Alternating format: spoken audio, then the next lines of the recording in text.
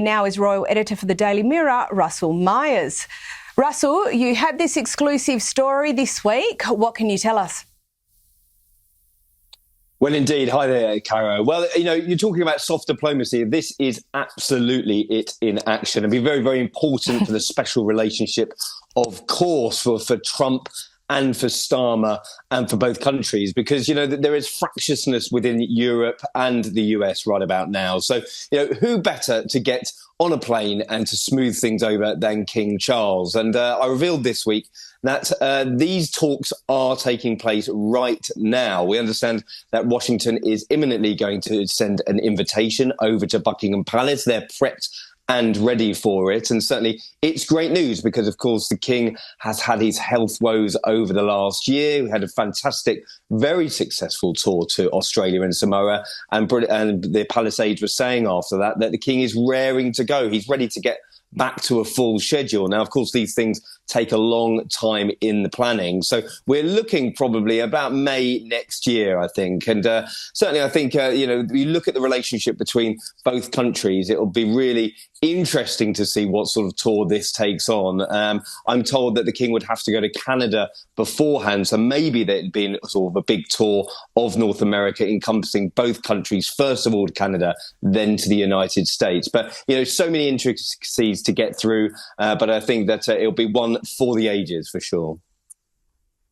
And we know Trump and the King have a great relationship, and Trump also met with Prince William in Paris just recently at the opening of Notre Dame. Very friendly meeting. What's the expectation about how Prince William's role carries forward?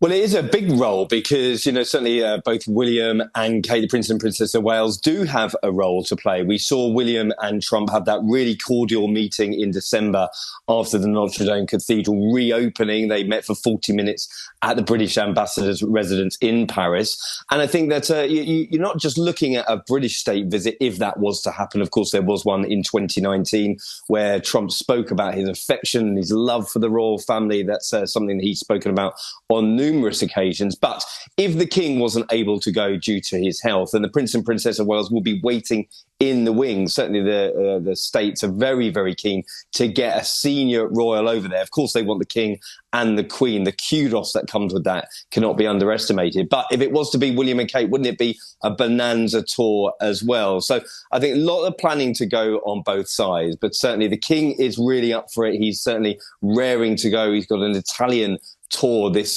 spring over in Europe, and it's really good news for him and his health, I think.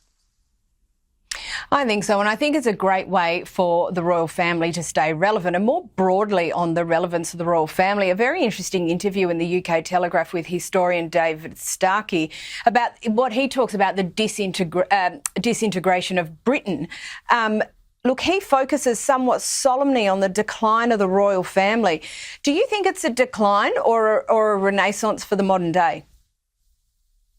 Well, you look at just the evidence, and I'm surprised that David Starkey was interviewed because, I thought he was cancelled a couple of years ago, and now he's coming out with these tropes against the royal family. But you look at the evidence here, and any poll that has been done recently is really favourable to Charles because, everybody thought that the royal family's popularity would fall off a cliff after the death of the late Queen, and it hasn't happened. He's really edging towards the sort of favourability stakes of the late Queen Elizabeth II.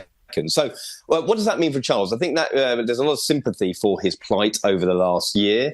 People are certainly behind him. I revealed during this week that just in the first 7 weeks of this year, the royal family have done more engagements than at any time in the same period since COVID. And that tells you that they're raring to go. They're firing on all cylinders, even though there's not very many of them. And we've still got the Princess of Wales trying to get back to duties. It's sort of baby steps for her, and everybody realises why she's doing that. The King is straight out the blocks, and people are flocking to see them whenever you go around the country. So there's big things in the pipeline, and the royal families wouldn't be doing this if their sort of star was waning. So I'm not too sure whether David Starkey is sort of reading the mood here, because wherever I've been across the country, there's a big sense of goodwill for them. Which is fabulous to hear. No argument from me. And it's interesting you say about them attending more events than since COVID in this period of the year, because interestingly, the Prince and Princess of Wales won't be attending the BAFTAs this year. They have attended before. Do we know why they're not going?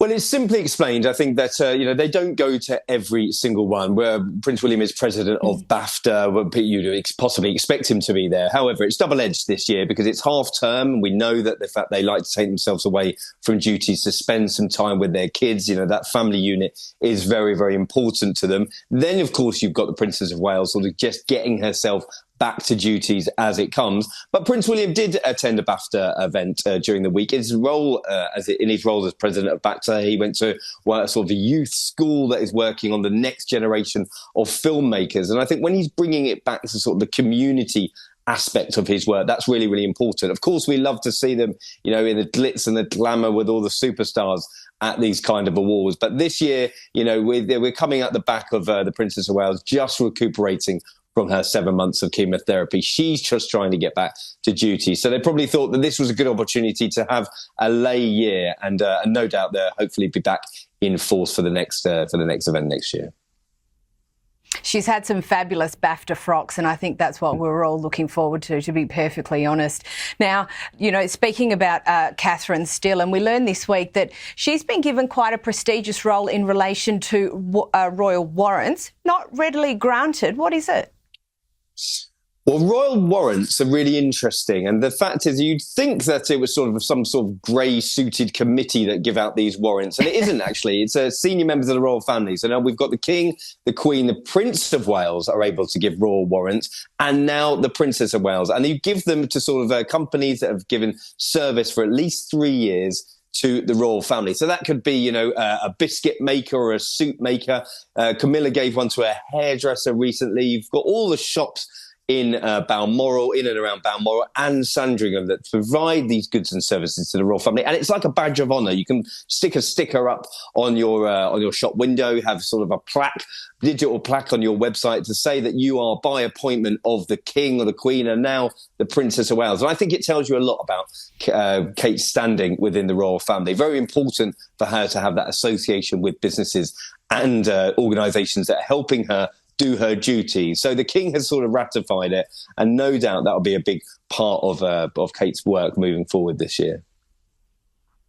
I think I agree with you, and I think it really goes to her judgment and how much the King respects her judgment, because that there is not something that you would hand out without real care and real thought. Russell Myers, thank you for joining us.